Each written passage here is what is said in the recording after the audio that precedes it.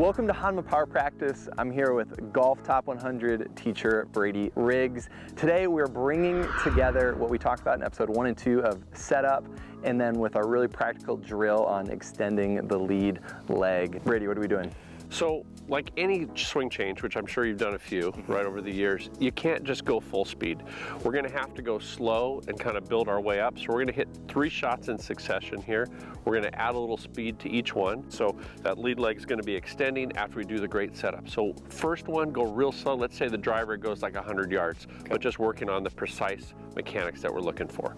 So go over a couple things you noticed, Cordie, in the setup from the first time. Yeah, so the setup, I think the cue that I'm gonna use is it easier to tap your toes or your heels? And for me, I was definitely easier to tap the toes, so I'm just gonna kind of do that quickly. So, okay, easier to tap the heels there. And then I've just gotta feel like some muscles right here that I wasn't feeling before we did that crow hop drill. That's my goal here when I'm gonna hit this. We're looking for about 100 yards on this first one. Okay. That was good. So, what'd you feel different on that one? I don't know if I got there Yeah. like I wanted to, but I felt I kind of cheated at the end, I think. But you know, cheating's good, and that's one of the things, like when you're doing something a little different in your swing, it's okay if you have to force it, manipulate it a little. Let's do a couple more. Okay, we're gonna pick up a little speed, so let's say 175 to 200 on this one.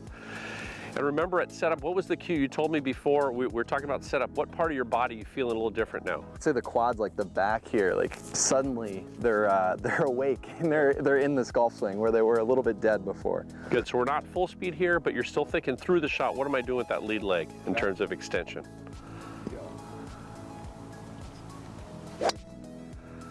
That was great, Cordie. That was much better. I think I did get that. Yeah, you definitely did it. So if you're working on your swing, don't care about the result, even though that wasn't bad considering how slow it was. If you're working on mechanics, work on mechanics. Let's do one more. We'll ramp it up a little bit. Not quite full speed yet, but let's say, 250 yards for you, 225, something like that, where it's almost full, but you're going through the same keys that you just did.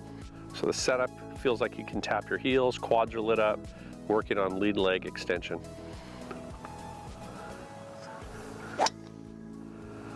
Cool.